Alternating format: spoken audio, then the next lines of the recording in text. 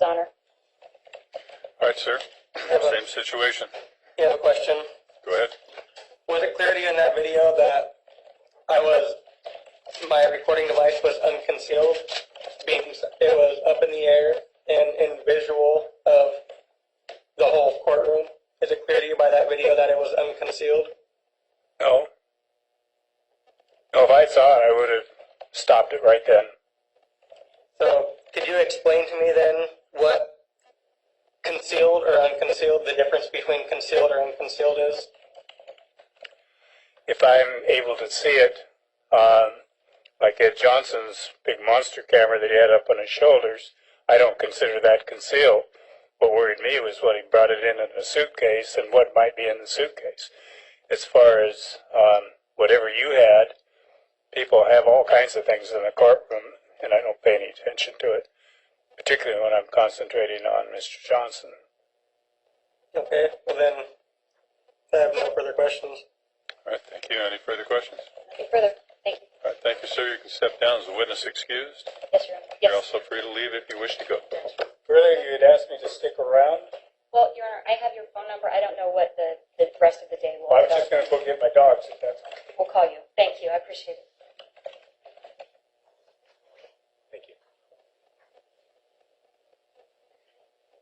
With that, Your Honor, the state will be resting. All right, so ladies and gentlemen, I'm going to ask you to step out briefly for a minute.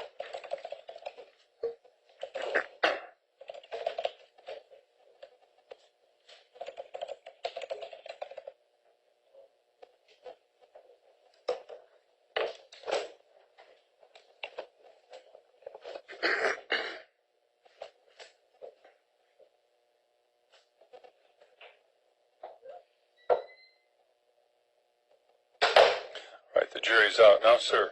At this point, the state indicates that it's rested its case, and there are a number of options that you have, and if you choose not to exercise any of them, that's fine with me, but it would only be fair to tell you what they are. If you want to make any motions at this time, you can do that. If you decide you want to testify, we'll bring the jury back in, tell them that you're going to do that, you'll be allowed to testify. If you wish to call any witnesses, we'll bring the jury back in. You'll be allowed to do that. If you have any evidence you want to offer in terms of DVDs or exhibits or whatever you might have, you can offer them, and then if they're received, they'll be admitted into evidence before the jury and can be part of your case that you put on if you choose to do that. However, you are not required to do any of that if you don't wish to. So, do you have any motions to make, sir? Do you want to offer any evidence, call any witnesses, or testify? Well, like I said to begin with, I wish for this case to be dismissed with prejudice. Okay. And the only other evidence that I want is these two Oregon revised statutes to be read and explained, and I want them to be quoted. Mind if I show you Yeah, the all right, instruction? sorry.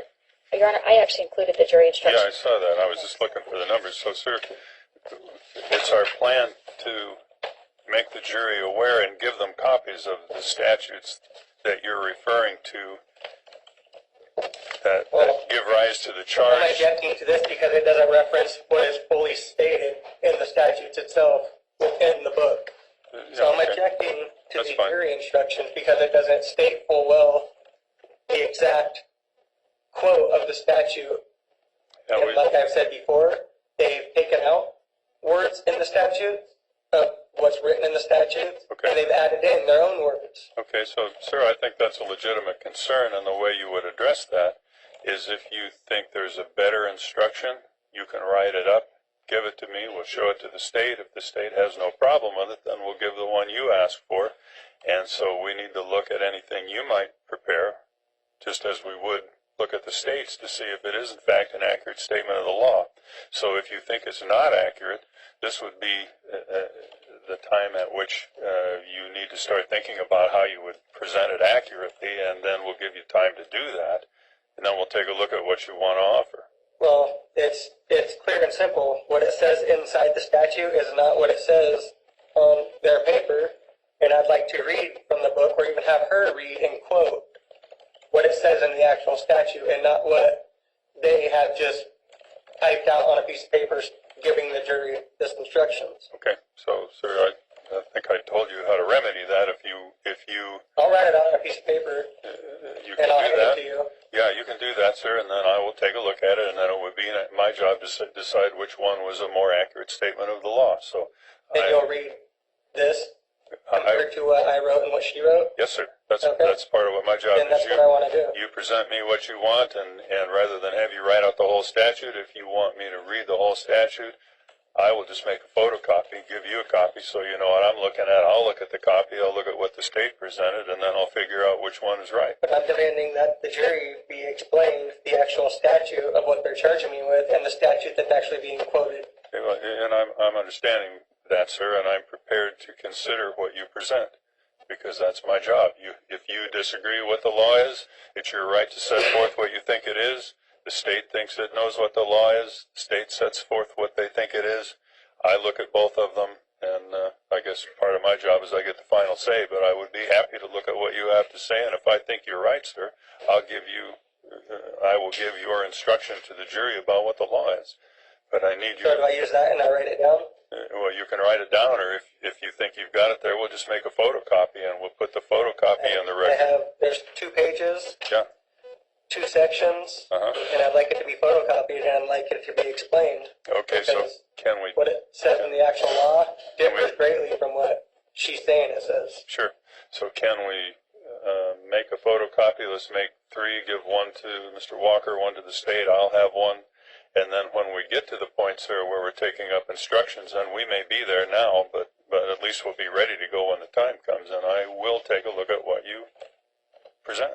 And when there's 2 statutes, Yes, sir. I'm asking you to photocopy whatever you think is important, and I will take a look at it, and then we'll talk about it, and I'll make a decision, and I'll explain to everybody why I do what I do, and then if I'm wrong, there's a record made for appeal. So if you tell me what you want, and I say, no, you're not right, but you actually are, then you'll have made the record, and you can appeal the case, and the Court of Appeals or the Supreme Court will say, Judge Roll was wrong, Mr. Walker was right, let's send the case back and have it done correctly. That's how we'll do that. So, before we do that, though, sir, let me just ask you this. Because we won't get to that point yet.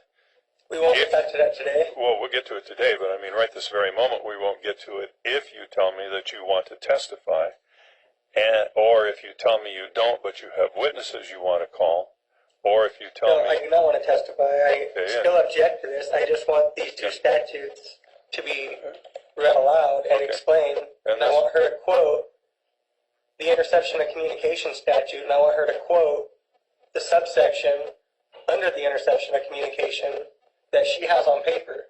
Okay, and that's fine, sir. So, I think you told me you don't want to testify, and that's your right.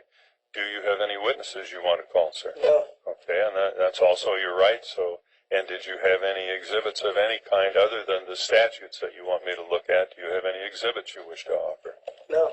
Okay, Besides so okay, well, the besides, certified CD, okay, so now we, the jury tampering, Yeah. and the affidavits and the papers that were filed today.